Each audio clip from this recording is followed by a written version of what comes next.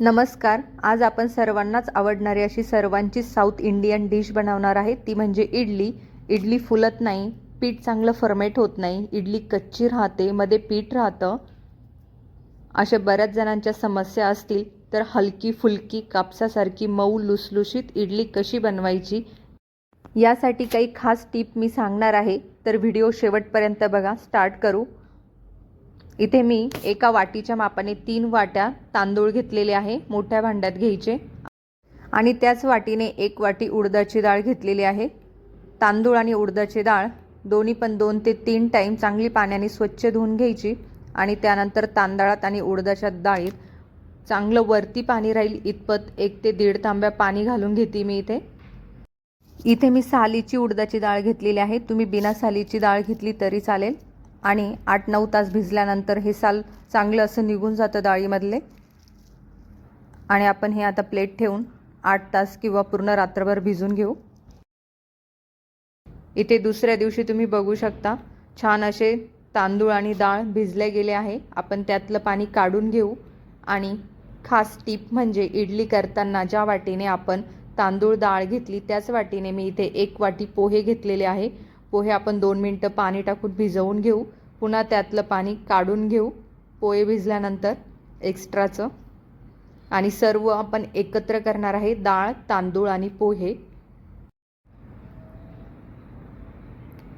आता आपण हे सर्व एकत्र करून मिक्सरच्या भांड्यामध्ये दळून घेऊ. 2 ते 3 चमचे घ्यायचे आणि पाणी खूप जास्त नाही टाकायचं. 2 ते 3 चमचे पाणी टाकूनच दळायचं, कारण इडलीचं बॅटर हे घट्ट असतं, त्यामुळे जास्त पाणी अजिबात टाकू नका. लागलं तर आपल्याला आपण दुसऱ्या दिवशी जेव्हा हे भिजेल तेव्हा पाणी टाकू शकतो इडली करायच्या वेळेला. त्यामुळे पाणी प्रमाणातच यूज करा, दळायला लागेल तितकंच. आपलं छान असं इथे तांदूळ, डाळ आणि पोहे दळून झालेले आहे, एकत्रच दळलेले आहेत. टिप नंबर 2, आपलं हे दळलेलं जे पीठ आहे, बॅटर आहे, हे हातानेच क्लॉकवाईज डायरेक्शननी फिरवायचं, सतत फिरवत राहायचं. ॲटलिस्ट 5 मिनटं तरी तुम्ही हाताने चांगलं फिरवून घ्या, म्हणजे ते छान फ्लफी होईल. आणि 5 मिनटानंतर प्लेट ठेवून आपण हे 7 ते 8 तासासाठी छान असं फर्मेट करून घेऊ. दुसऱ्या दिवशी 8 तासानंतर इथे बघू शकता पीठ डब्बलने झालेलं आहे, अगदी छान सॉफ्ट झालेलं आहे, एकदम हलकं लागतं आहे, जाळी पडलेली आहे मस्त. आणि यात चवीनुसार मीठ टाकायचं आणि अर्धा चमचा खायचा सोडा.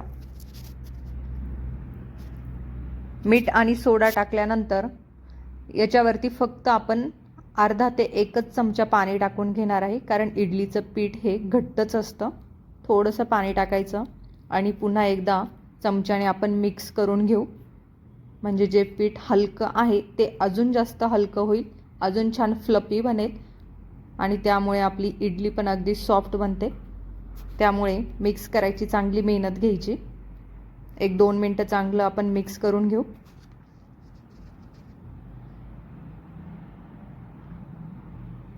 छान असं फुललेलं आहे. साईडला मी गॅसवरती इडलीचं भांडं ठेवलं आहे, त्यात 1 ते 1.5 ग्लास पाणी टाकून घ्यायचं, म्हणजे तोपर्यंत आपलं पाण्याला पण छान उकळी येईल. आणि इकडे इडली पात्राला तेल लावून घेतलेलं आहे आणि 1-1 चमचा पीठ टाकून घ्यायचं. खूप जास्त फुल नाही भरायचं, कारण इडली फुलल्यानंतर ती खालच्या पात्राला किंवा वरच्या पात्राला चिकटते. टिप नंबर 3, पाणी छान असं उकळल्यानंतरच आपण हे इडली पात्र त्यात ठेवणार आहेत. आणि वरतून झाकण ठेवून 10 ते 15 मिनटं वाफवून घ्यायचे. नाईफला अजिबात काही चिकटलेलं नाही, म्हणजे आपली छान इडली बनून तयार झालेली आहे, छान शिजलेली आहे. आपण ही 5 मिनटं थंड होऊन देऊ आणि त्यानंतरच काढू, म्हणजे इडली कडेनं अजिबात अशी तुटत नाही. छान आपली गोलाकार इडली तयार होते.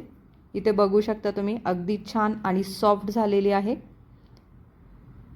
आणि हाताने काढली तरी इझिली निघते, म्हणजे परफेक्ट अशी इडली बनलेली आहे.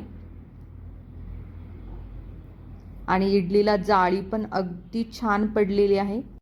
अशी हलकी फुलकी मऊ लुसलुशीत आणि कापसासारखी सॉफ्ट इडली आवडली असेल तर घरी नक्की ट्राय करा. परत भेटूया एका छान अशा डिशसोबत. तोपर्यंत मस्त खा, स्वस्त रहा. धन्यवाद.